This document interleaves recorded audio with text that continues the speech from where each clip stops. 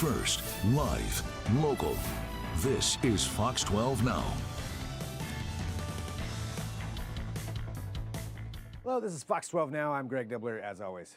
I appreciate everybody joining us. You know, we are live streaming here from the Fox 12 Oregon newsroom, and you can watch all of our segments, well, either live on the website or the app, or afterward as well. So depending on which one it is, either way, thanks for doing so. And while we are here in the newsroom right now, but we also get to go outside of the newsroom sometimes, and that's what we got to do, is going out to the Oregon Zoo. So we got to go check out Wildlife Live, one of the great events to put on there at the Zoo Amphitheater. We wanted to see part of the show, which is what you're gonna get to see. Some amazing animals come out. They've got the handlers and the hosts talking about them, but then we also get to do a little bit more of a backstage approach, and we got to talk to the handlers and the hosts, that's their names right there, Bailey and Rachel, and discuss, you know, what it's like for them, what got them into it, what the audience receives from this, and we get to talk to some of the animals too. I'm just gonna say there's a porcupine named Nettle, and there's a lot more than that, but that alone, you wanna see that part. But let's go ahead and jump right into it. So as part of this package, like I said, we're gonna see some of the showcase. We're sitting out there in the amphitheater watching some of it, so we got some of the highlights of that, and then we'll go and talk to Bailey and Rachel. Here it is, the Oregon Zoo Wildlife Live.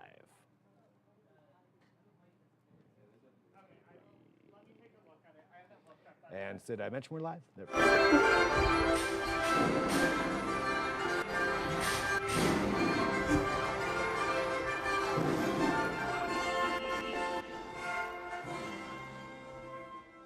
afternoon, everyone.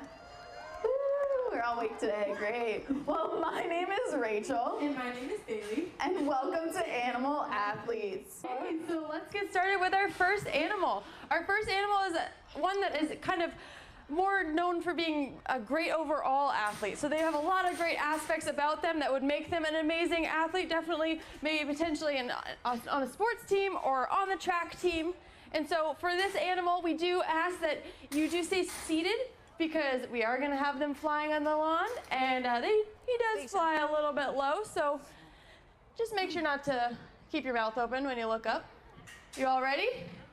All right, so let's welcome Zuberi, our southern ground hornbill.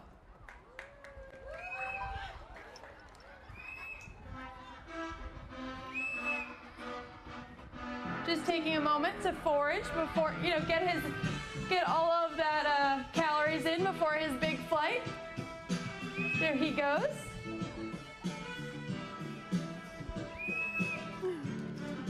There he is.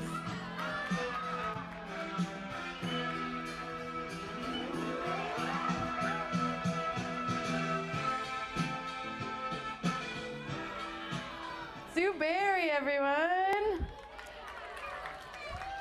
Awesome. Those were some pretty impressive flights. And as you can see, he has a really strong and unique bill. You know, his bill is very strong. They actually use it for pounding things like snakes and even turtles in the wild, or tortoises. And they use that to forage on stage and other places. Excellent forager, for sure. And they also have the ability to fly at 18 miles per hour, which is pretty fast. I mean, it's not the fastest out there, but it would definitely make him still a great participant in one of those sport teams.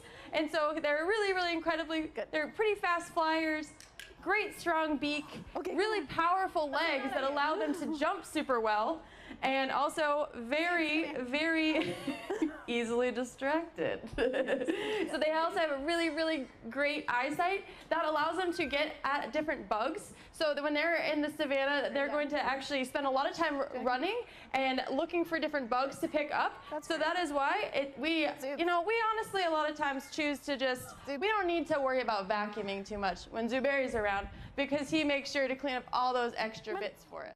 Pele's going to be joining us. There he is. And Pele is our blue and gold macaw. And so blue and gold macaws have a beak that can really do some damage. Hi, Pele. Oh, lighten the load on your way. Good job. Oh, she's trying a cool technique. She's trying to peel it open. That's actually not a bad idea. Did you get it? Oh my, wait. Pele's in, but you look like you're really close. You're not too far behind. Well, when you think about some of the food items that they're eating, a lot of those fruits actually do have harder casings that are really difficult to break into that other animals can't. And also they do love to eat a lot of different nuts like macadamia nuts that are notoriously hard to break into. When they do that, they also do something really important, which is make a mess. And so they actually drop about 50% of what they eat on the ground sometimes, which means that in the rainforest, they're acting as seed dispersal agents. So they actually keep the rainforest nice and healthy by dropping those seeds onto the rainforest floor to allow more trees to grow. So coming out next will also be a colorful bird in a different way. And his name is Oshi, and he is a Toko toucan. Any minute, he's coming. There he is. There he is. He's just building anticipation, folks. Oshi. He wants to make sure you're ready. Let's give him some encouragement. There he is. And this is Oshi, our Toko toucan. Now, toucans live in tropical rainforests where there's a lot of dense foliage. And in that dense foliage, they can fly, but they do a lot of hopping. Those are some hip hoppies that you see there. Yeah. His hopping abilities are on par, as he's demonstrating there. But like I said, they can also fly and be great flyers as well.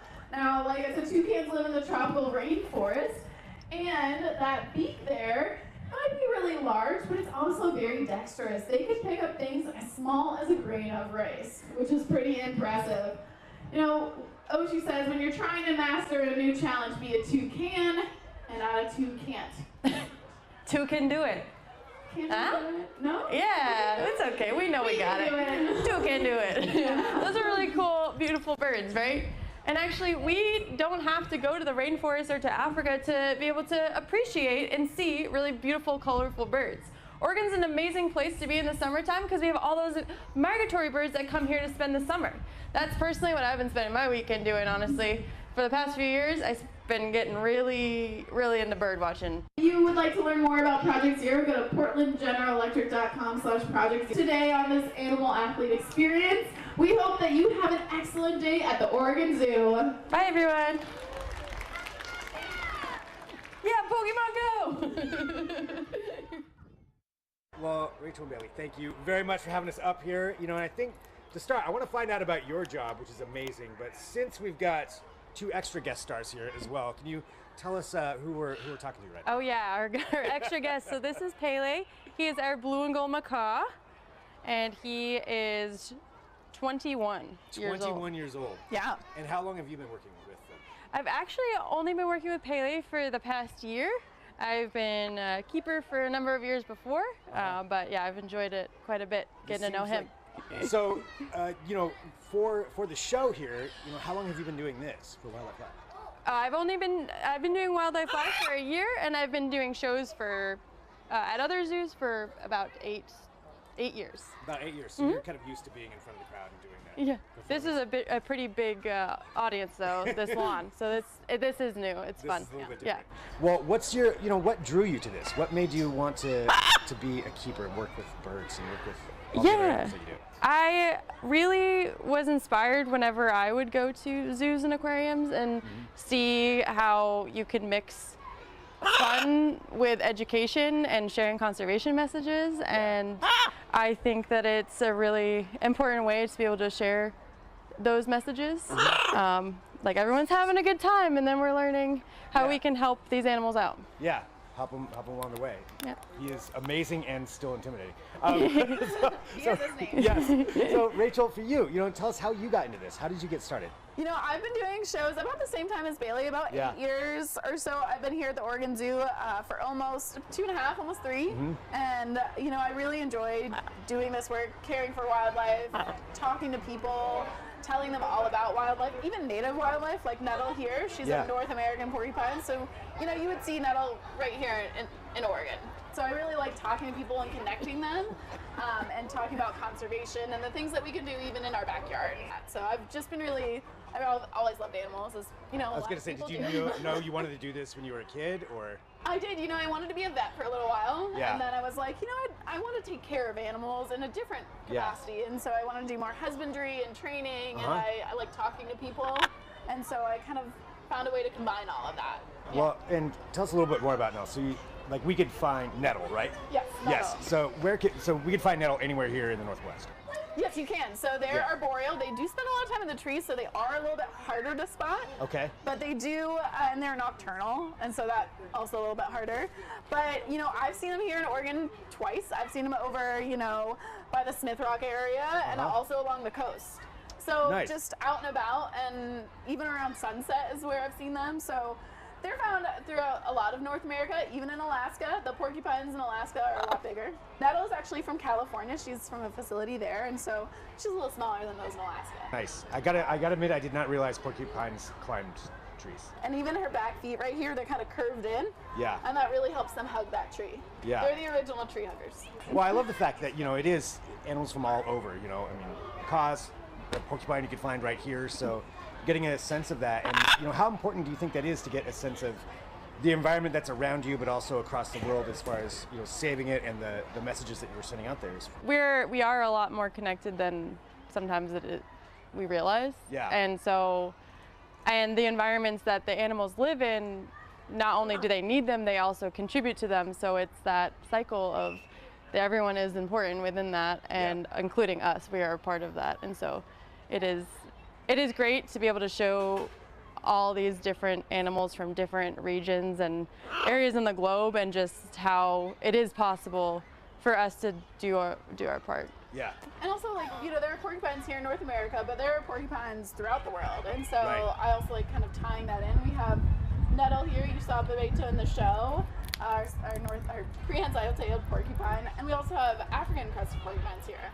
So they're ground dwelling, they're very different, so you can kind of see different parts of the world. You see animals differently. Yeah. And they adapt to different things, and we're all connected in some way. So, yeah. And this is, I would imagine, a really good way to showcase that, especially with, a lot of kids in the crowd and things like that. Exactly. It's fun seeing them excited and getting them excited about conservation and wildlife. Yeah. Now, for the particular animals that you have on stage, what's the process like for deciding who's going to be good up here and who's not going to work out? There's a lot of training, there's a lot of trust, there's a lot of practice. Yeah. We do practice, just like everything else. So, all these animals came to us for different reasons and are here for different reasons, but they're all really good ambassadors in their own ways. Yeah. Nettle's only been here for just under a year. She's one of our newer members, and she does a really great job. We usually start when there's no guests and then build them up to more guests and more sounds and things like that. Yeah. Build up that trust, before you're feeding. Yeah, there's a lot that goes in before we're here. Holding pace. And even just the process of even coming to the stage, there's so many steps that we take, and we make sure they're very comfortable and it's very positive, and so it can take longer than people realize for them to make it up here. But again, if they don't seem to be comfortable, then you can that is totally fine. Yeah. We read their body language and all of that and make sure it's positive, and if they don't like something, we figure it out. And Nettle was immediately unbothered, and she's a rock star. Yeah. And Pele, as you can tell, loves attention. Yeah. Well, he loves the people. For Wildlife Live and this program, can you give everybody just an overview of what this is for people when they come here to the zoo who want to check out these shows, just as far as the program itself? Like, you're here, educating people, and you've got different ones too, right? That go on. It's an amazing chance to get to see the animals and be a little bit more immersed, especially at Wildlife Live. We will have birds flying on the lawn, and you get to feel the wind of them as they go over you, and that is something that maybe you wouldn't be able to if you weren't at the stage. And we also really try to give people not only an enjoyable experience, but a lot of great educational messaging and things like that. People to expect is like something fun, something educational. You learn a little bit about conservation. You get to experience animals kind of in a different way. Like Bailey said, they fly over you. Zooberry is a low flyer. It's a really fun experience, big bird. And sometimes we have other birds that also fly on our summer shows.